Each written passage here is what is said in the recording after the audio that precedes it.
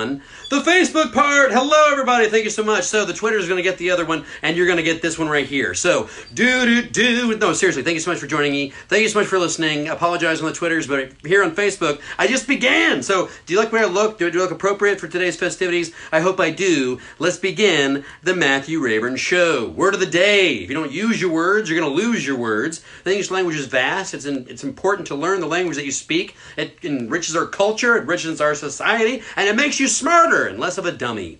Let's use the word of the day. Today it's Cupid. It's a noun, C-U-P-I-D. Cupid is the word of the day. First definition, the Roman god of erotic love.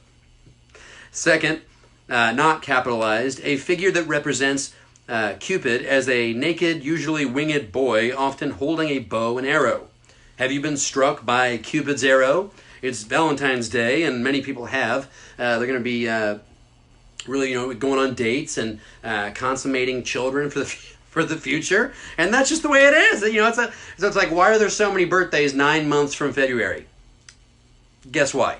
Cupid's arrow, that's why. According to Roman mythology, Cupid was the son of Mercury, the messenger god, and Venus, the goddess of love. In Roman times, the winged messenger of love was sometimes depicted in armor, but no one is sure if it was intended as a sarcastic comment on the similarities between warfare and romance, which we all know about, wink, or a reminder that love conquers all. Cupid was generally seen as a good spirit who brought happiness to all, but his matchmaking could cause mischief. Venus wasn't above using her son's power to get revenge on her rivals. Very interesting. And she once plotted to have a beautiful mortal, Psyche, the mortal's name was Psyche, fall in love with a despicable man. But the plan backfired. Cupid fell in love with Psyche, and she eventually became his immortal wife. Aww, Cupid. It's pretty interesting. Word of the day. Use your words or lose your words. Okay, let's do National Day. It's fun to celebrate life, and it's easy to do so with National Day. And today is Valentine's Day. February 14th marks Valentine's Day. The ancient history kind of regarding it, there was a gentleman named Saint Valentine, or Valentinus, and there was a time in the Middle Ages where it was just read it, Matt. How about you do that? Emperor Claudius II outlawed marriage because he thought that young men were making better soldiers if they were single. St. Valentine completely disagreed, and he thought the power of love would strengthen the power of the sword. So he started marrying young men and women instead of them having to run around and lie about their relationships. Thank you so much, St. Valentine, for marrying those young people. Modern celebrations, we give out cards, we eat a lot of candy, we go dancing, we go on dates, we wear red, pink, and purple. That's how you celebrate. You also use hashtag Valentine's Day in your social media posts today. Celebrate love. We'll talk about the 4 different types of love coming up in a couple of minutes. National Donor Day. Are you a donor? Or for your heart, your liver, your kidney, your lung, whatever it may be, become a donor. Use hashtag National Donor Day to let people know that you are a donor. There are, it looks like that there are over 41,000, no, there's something more intense. Each type of donation saved lives. The donations can be blood, tissues, organs, marrow. While blood, platelets, tissue, a single donor can save up to 8 lives and help up to more than 75 people. So go out there and donate your blood today. You can do so every 53 days, and you can do so by the age of 17. Interesting. Yes, use hashtag National Donor Day in your social media posts today. National No One Eats Alone Day. I remember being in junior high and seeing the group of people and or person that wasn't, cool or with the other group, and so I would purposely go sit with them. It strengthened my gregarious skills. It helped them understand that there's weirdos out there, and also that you don't need to eat alone. Food can be shared with everybody. Camaraderie can be built. You can become friends with people that you didn't expect to become friends with. You can do that by eating with them at your lunch table. Use hashtag No One Eats Alone Day. You can start a joke. You can offer a compliment. You can tell a funny story about yourself. You could bring a card game to play as well. You can start by giving them a Valentine's Day card. It's not that really Find out some ways to be nicer, okay, kids? I don't know, I don't mind those community tables at restaurants where you kind of just sit in a community and eat. I don't know, I don't mind it. It's fun because you can, comment, because you're so close. You're shoulder to shoulder with these people. You can comment on what you want because, they're right there. They can hear you. You can hear your conversation. You can hear their conversation. You can pretty much just share a conversation. It's also National Ferris Wheel Day on February 14th. It was invented by George Washington Gale Ferris Jr. in preparations for the 1893 World's Columbian Exposition. It was needed to compete with the Eiffel Tower. So George Washington Gale Ferris, while in a Chicago chop house, struck up the idea, drew out his plan on napkins, got some donations, and spent $25,000 of his own money. Back then, that was quite the chunk of change. And he successfully created the 26-story tall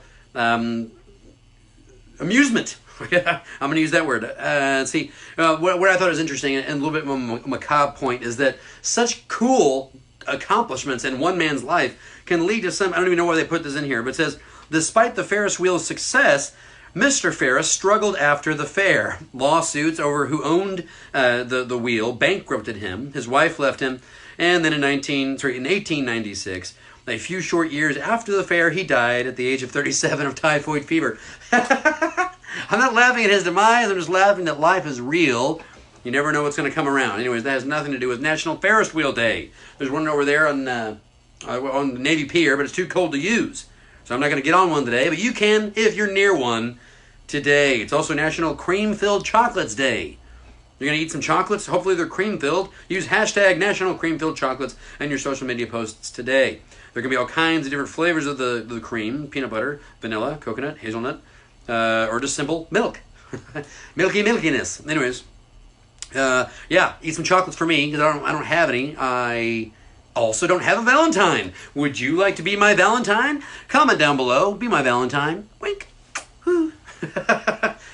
Oh my gosh, I love you. I really do. And I love you so much that we're going to talk about the 4 different types of love. This information comes from C.S. Lewis as well as Wikipedia.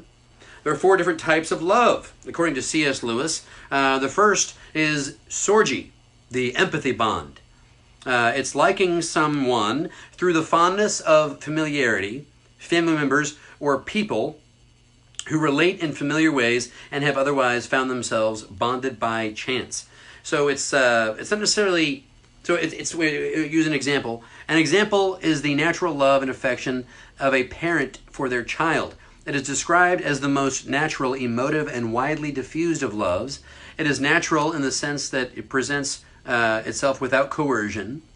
Emotive because it is the result of fondness due to the familiarity.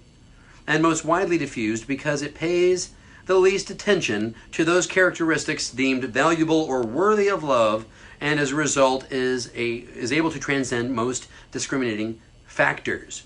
How much Sorge love do you have in your life? I don't have a child. I don't have a dog. I guess Sorge love would be for a dog as well. I have it for my mother. I have it for my father, for my family members, of course. But it's specifically when you have an offspring or a connection with something that is a part of you naturally by blood. And it kind of goes on with some different examples. But Sorge love is one type of love. Another type of love is Philios or Philos type love. The friend bond is the love between friends as close as siblings in strength and duration. The friendship is the strong bond existing between people who share common values, interests, or activities. Lewis immediately differentiates friendship love with other types of loves. So it's the least biological, organic, or instinctive, gregarious, and necessary because it is freely chosen. You freely choose your friends. You are not coerced to have a specific type of friend. There's a reason that you find friendship. There's a reason that you both found the bond known as Philos or friendship. Philos love. Philos. I don't speak Greek, okay? Back off. Eros, romantic love. For Lewis, this love was a sense of being in love or loving someone as opposed to the raw sexuality that he called Venus. Venus is also a type of love, but it's a subsidiary of Eros. Eros turns the need pleasure of Venus into the most appreciative of all pleasures, but nevertheless, Lewis warned against the modern tendency of Eros because it can become a god, and you can fully submit yourself to it, and it justifies selfishness and even a phallic religion. It's pretty deep. But yes, Eros, you can get wrapped up in it. You can lose yourself in it. You can forget who you are, where you came from. A lot of bad things can come out of Eros, but a lot of great things can come out of Eros. For example, I'm alive. You're alive. You're watching the Matthew Evans Show. You probably came out of Eros. You may have came out of Philios. You didn't come out of Sorge. Anyways. But I'm a believer in Jesus Christ, so I'd love to talk about agape, unconditional God love. I consider it the main goal of humans to learn is agape love, to learn unconditional love, unrequited forgiveness, and unconditional love. That's our main goals in life. See, charity is the love that exists regardless of changing circumstances.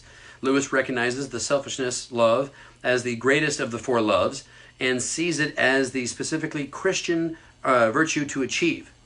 The chapter of this particular book, in this particular segment, focuses on the need to subordinate the other three natural loves. As Lewis puts it, C.S. Lewis, to review, the natural loves are not self-sufficient. To that, the love of God, who is full and charitable of love, to prevent what he termed, it gets a little crazy. Life gets a little dark if you don't have agape love. So God loves you unrequitedly without any need for that. God, the creator of existence, loves you. It's our goal, and my personal goal micrally, and what I'd like to strive for macroly, is that we all find an opportunity, at least once in our life, to show unconditional love. That means it's an act. You change somebody's tire in the rain. It's not just changing your baby's diaper, because that's a type of Sorge, but it's like changing babies' diapers that aren't even your babies. You don't even know these babies, even though that you're changing their diapers. That you're showing agape love to those children. Agape love is helping an old woman across the street. Agape love is donating half of your paycheck when you don't really have when you need the money. You still donate because somebody has a greater need. That is showing agape love. We all need to show more agape love in our life. Agape is spelled A-G-A-P-E. So I just recommend that. Those are 4 different types of love. To review, Sorge, Philios, Eros, Agape. Now, I apologize for not speaking Greek, and if I mispronounce these, please comment down below. But I just thought that was interesting. How, yes, we need more love in life. That's a general statement. It's kind of an understatement, but it's poignant at the same time, because you don't see enough of it. You don't see enough of, you see a lot of Eros. You see a lot of Venus. You see a lot of sexuality around. You don't, you need to see more Eros, true love, where you have to strive forward no matter how both of you begin to look, how both of you begin to act. You need to choose it. You need to find your Eros again. You need to re-spark the Eros. Your Philios, the friendship. Now, when you're in a relationship, a romantic relationship with somebody, you do have Eros, of course, because that's how you make babies and you move forward in that style of the relationship. But another part of the relationship is the Philios, the friendship. How are you going to love each other, when you both get fat and ugly? Eros. Not Eros. Sorry. There's too many loves. There's so much love. It's Valentine's Day. I love you. I love life. Love. I love. No, Philios, really. So I'm fascinated by this. So I'm going to do a personal study on this. I'm going to have more information on it probably by the next time Valentine's Day turns around. And I'm just thankful for life. And I'm thankful for you watching. And I'm thankful for you listening. Oh my gosh. Life is so beautiful. Guys, really, bring more love in your personal life. Love yourself as love thy neighbor as thyself. Love yourself. Forgive yourself. Some people are so hard on themselves that they begin to have personal resentment, and they don't move forward in life. They don't want to grow. They don't have the ability to show kindness because they hate themselves so much. They become personal bullies.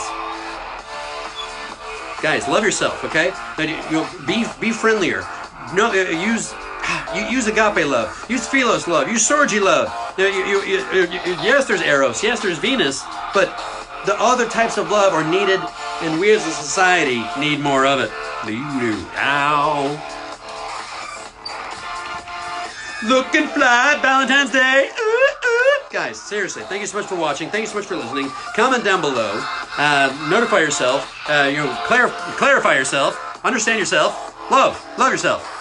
Love thy neighbor as thyself. Okay, and if you don't love yourself, learn to love yourself better. Just love. We need more love. Okay, I keep going on about love. All right, I'm gonna go make a sandwich. I love you guys.